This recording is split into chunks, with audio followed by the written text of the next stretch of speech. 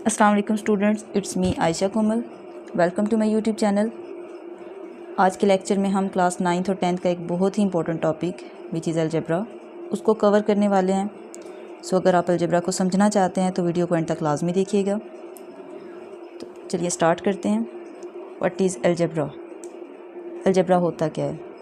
Algebra is a branch of mathematics that uses symbols like x y instead of just numbers which is 1 2 3।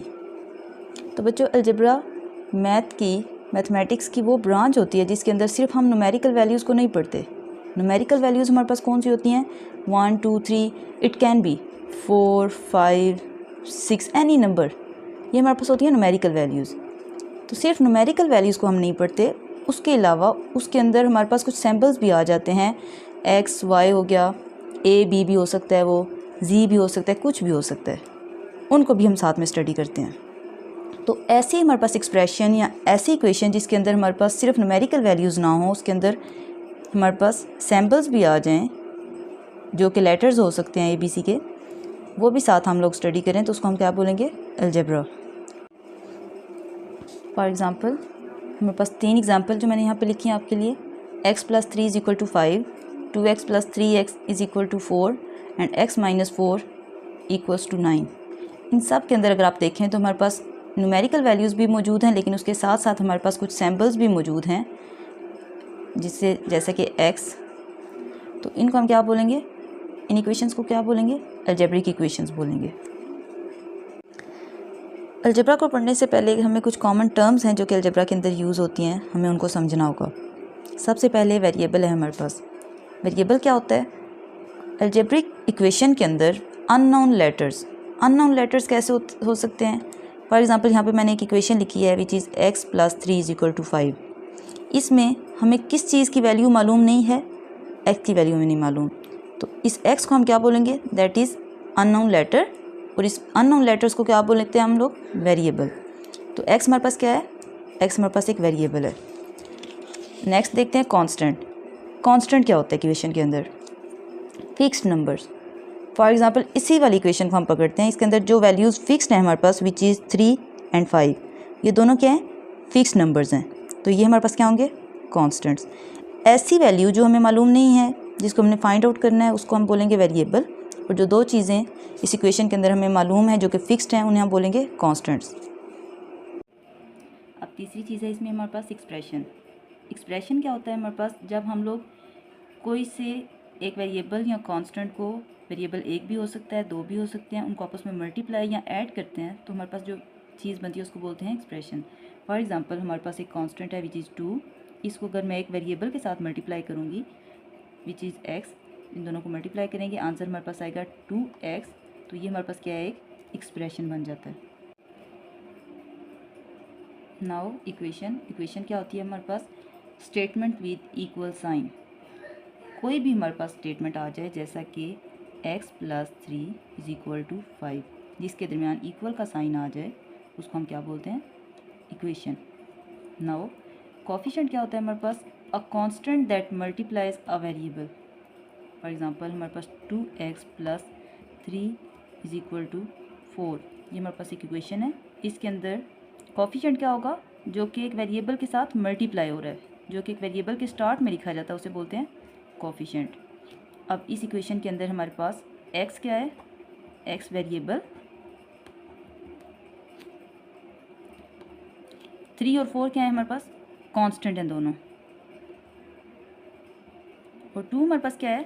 2 हमारे पास है coefficient. और इसके अंदर ये हमारे पास पूरी चीज़ को हम क्या बोलेंगे? इक्वेशन, क्योंकि इसके दरमियान इक्वल का साइन आ गया, तो इसे हम पूरी चीज़ को बोलेंगे इक्वेशन। So simple. अलजेब्रा के अंदर कुछ बेसिक ऑपरेशंस भी यूज़ होते हैं जिनको समझने से पहले हमें देखना होगा कि लाइक टर्म्स और अनलाइक टर्म्स क्या होती हैं। लाइक टर्म्स हमारे पास वो वाली टर्म्स होती हैं जिसके अंदर आप कह लें कि वेरिएबल सेम होता है।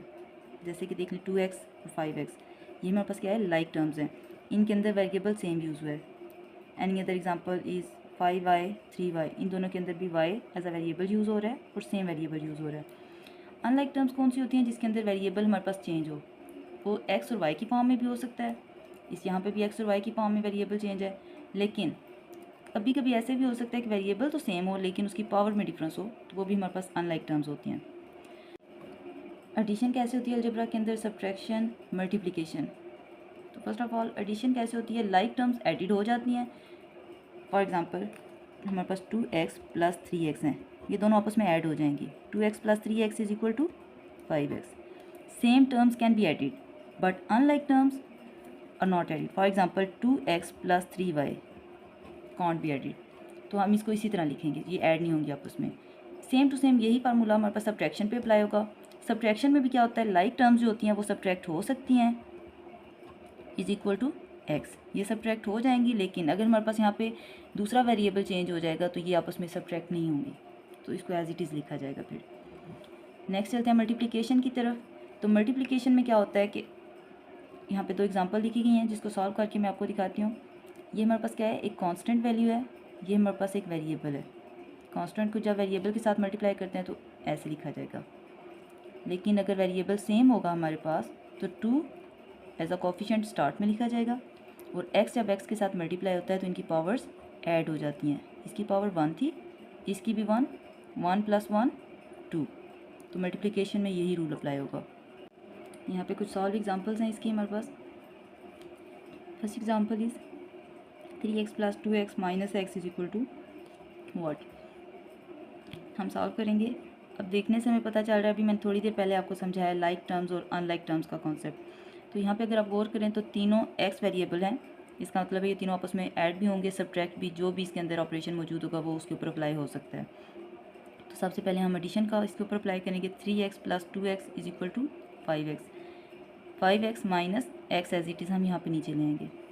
5x minus x is equal to, subtract हो रहा है, सेम वेरिएबल है, इट मीन्स लाइक टर्म्स हैं तो कैन बी सब्ट्रैक्टेड। 5 में से बच्चों जिसके कोफिशिएंट स्टार्ट में कुछ भी कोफिशिएंट नहीं होता, जैसे कि यहाँ पे x है तो उसके स्टार्ट में 1 होता है, जो दिखता नहीं है लेकिन उसके अंदर मौजूद होता है। तो 5 में से जब 1 माइनस करेंगे तो 4x बन जाएगा हमारे पास, और ये क्या है हमारे पास आंसर। सेकंड क्वेश्चन चेक करते हैं। What is the value of x if x plus 4 equals to 9। अब इसमें हमने क्या करना है, x की वैल्यू फाइंड आउट करनी है। इस तरह के क्वेश्चंस भी बहुत ज़्यादा अलजेब्रा के अंदर आएंगे हमारे पास। तो इनको सॉल्व करने का तरीका ये होता है कि हमने कोशिश करनी होती है कि जो वेरिएबल अननोन है उसको इक्वेशन की एक साइड पे रहने दें, और बाकी तमाम वैल्यूज़, यहाँ पे तो एक वैल्यू है लेकिन अगर मज़ीद वैल्यूज़ भी हमारे पास होती तो हमने एक एक करके इनको इक्वेशन की दूसरी साइड पर लेके जाना था। एट द एंड हमारे पास इक्वेशन की इस साइड पर जस्ट एक्स बचे और दूसरी साइड पर जो आंसर होगा वो एक्स की वैल्यू होगी। तो यहाँ पर हमारे पास क्योंकि बहुत सिंपल क्वेश्चन है, एक्स प्लस 4 है, तो हम क्या करेंगे, यहाँ पे x को इक्वल के इस साइड पे रहने देंगे और 4 को इक्वल के दूसरी साइड पे लेके जाएंगे। तो बच्चों एक और चीज़ जो यहाँ पे बतानी बहुत ज़रूरी है, अगर कोई चीज़ इक्वल के इस साइड पे प्लस हो रही है तो दूसरी साइड पे जाके वो माइनस हो जाएगी। तो x इसी साइड पे रहने दें, इक्वल्स टू 9, और यहाँ पे क्योंकि प्लस 4 हो रहा था तो इक्वल के जब दूसरी साइड पे लेके गई तो -4 हो गया। 9 minus 4 is equal to 5, so x is equal to 5, ये इसका आंसर। आई होप आपको ये कॉन्सेप्ट समझ आ गया होगा, क्लियर हो गया होगा। अगर मज़ीद कोई क्वेश्चन हैं आपके जहन में तो आप कमेंट सेक्शन में मुझसे पूछ सकते हैं। इंशाल्लाह नेक्स्ट वीडियो में आपको उनका आंसर दे दूँगी। अल्लाह हाफिज़।